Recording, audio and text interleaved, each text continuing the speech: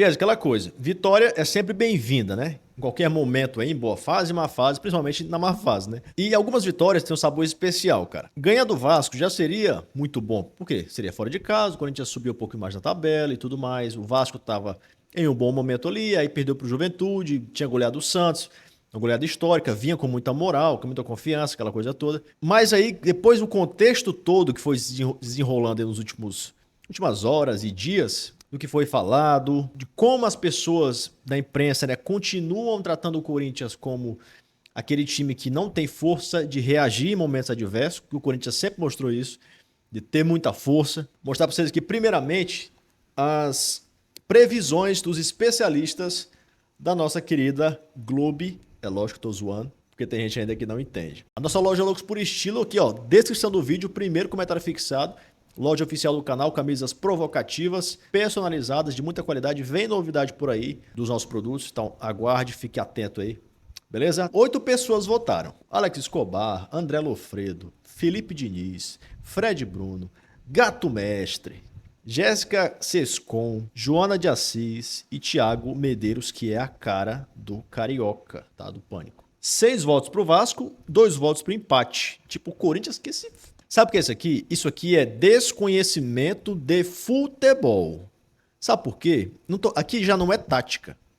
Aqui é o seguinte, o Vasco é, se não for o maior, eu acho que é o maior. Se não for o maior, é o segundo maior freguês histórico do Corinthians. Em momentos que o Vasco está bem, em momentos que os dois estão do mesmo nível, em momentos que o Corinthians está melhor.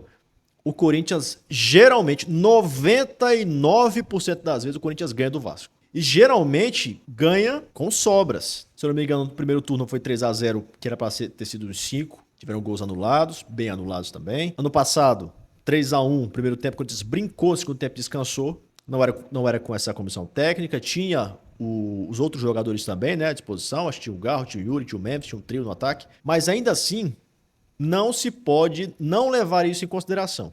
Não pode.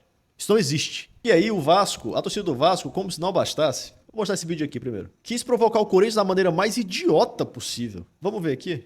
A provocação da torcida do Vasco pro Corinthians foi uma das mais patéticas que eu já vi nos últimos tempos. Os caras fazem mais menção ao Palmeiras do que ao próprio Vasco. E é engraçado porque eles diminuíram o próprio clube deles tentando provocar o Corinthians. Até porque se você precisa usar o Palmeiras pra provocar o Corinthians, porque você próprio não tem motivos pra zoar, já é uma maneira de se autodiminuir. Mas no fundo eu até entendo a torcida do Vasco. Até porque em 15 anos, em quase 30 jogos disputados, o Vasco só ganhou do Corinthians uma vez. Então realmente fica muito difícil provocar o Corinthians quando o seu time só perde pra ele. E aí você tem que usar um... E contextualizando, essa vitória foi em São Januário, com o Corinthians sem técnico no ano passado.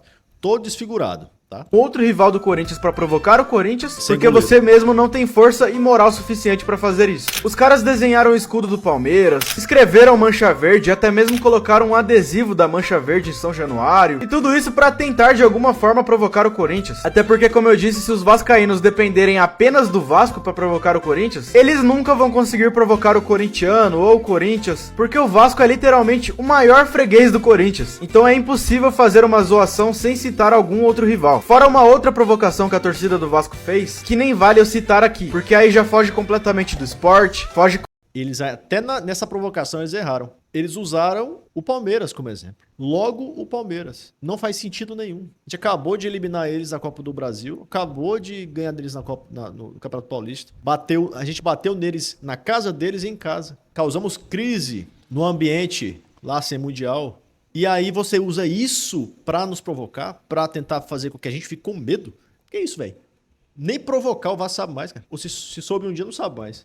Não foi 2, foi 3-2 contra o Vasco em pleno São Januário. É a torcida do Vasco que tanto provocou antes da bola rolar. Dentro de campo teve que aguentar o Mateuzinho pedindo silêncio. Na moral, rapaziada, a verdade seja dita. O Corinthians estava numa sequência absurda sem vitória no campeonato. Mas hoje o Corinthians mereceu vencer. Fazendo um jogo de muita marcação, é verdade, com 4 volantes no meio campo. Mas um jogo que quando tinha posse de bola, o Corinthians jogava. E o resultado não foi achado, não. O Corinthians construiu destruiu o resultado. E uma baita partida de Matheus Bidu. E com a assistência dele, o Maicon abriu o placar fazendo 1-0. E o jogo continuou muito aberto, com os dois lados tendo chance de marcar gols. Mas até que teve esse lance. Mão na bola de André Ramalho. Os torcedores do Corinthians reclamaram que o Verratti fez falta no Ramalho. Mas fato é que o árbitro foi no VAR e Não achei falta.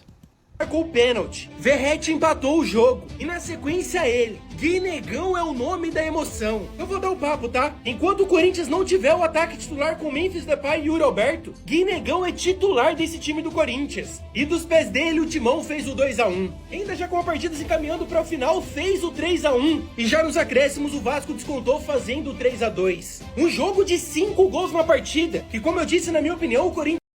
Esse segundo gol do Vasco, tá aqui, ó. Tem nome e sobrenome, tá? Félix Torres.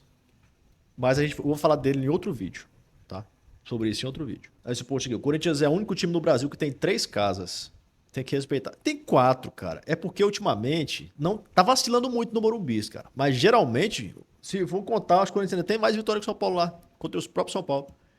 Entendeu? Então ainda tem 4 casas. Se colocar ali o Pacaembu, 5. Se colocar a Vila Belmiro, 6. Selfie dos autores dos gols de hoje. Aqui a gente tem... Criaram um clima de guerra, provocaram usando galinhas de plástico e adesivos da Mancha Verde.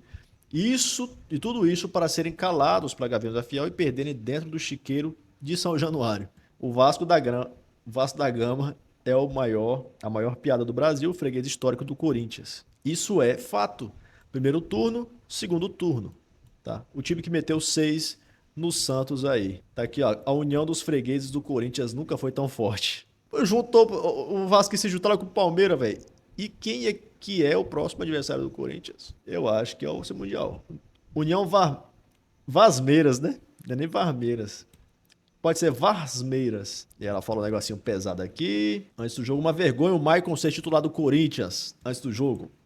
Maicon faz gol? Eu automaticamente. Discordo completamente da minha própria opinião. Aqui a foto do Guinegão.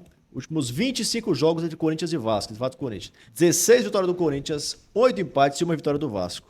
Mas isso não é levado em consideração na hora de analisar o jogo, né? Como é que pode, né, cara? Valorizem a base. Pois é, ele fez 2 gols nos últimos 2 jogos.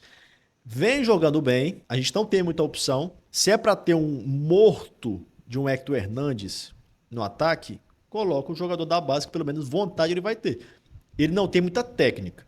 Tá, isso daí realmente, mas ele é trombador, ele é um jogador que tá presente na área, ele tem presença de área, isso é muito bom, e às vezes você não precisa nem de tanta técnica assim. Pra não ser aquele torcedor iludido e achar que tá tudo certo, tudo lindo e maravilhoso, não está.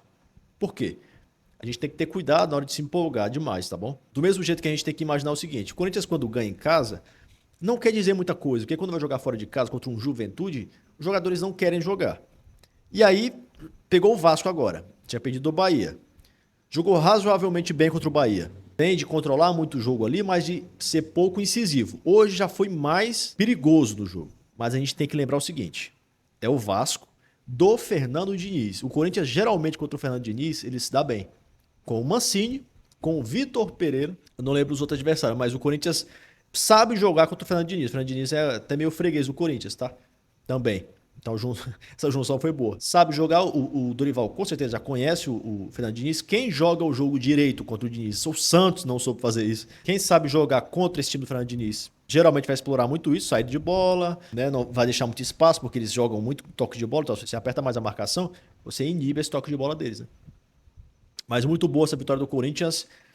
Em breve trago outro vídeo aí falando de outros assuntos importantes dessa vitória do Corinthians também. Tá bom? Também. Tamo junto. É nóis e vai Corinthians.